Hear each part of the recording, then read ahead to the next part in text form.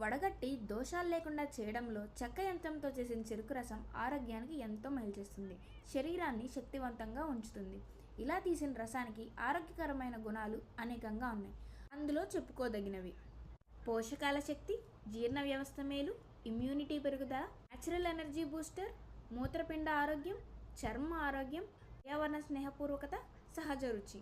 రుచి అంటే చెప్పాలండి, సహజసిద్ధమైన, స్వచ్ఛమైన, ఎటువంటి అరిష్ట రుచులు కలవకుండా, ఎటువంటి లోహాలతో చేసిన యంత్రాలు వాడకుండా, ప్రకృతితో చేసిన యంత్రంతో ప్రకృతి ఇచ్చిన ఘన పదార్థాన్ని ద్రవ పదార్థంలా సారం తీసి తాగితే ఉందండి, ఆ రుచి వర్ణనాతీతం.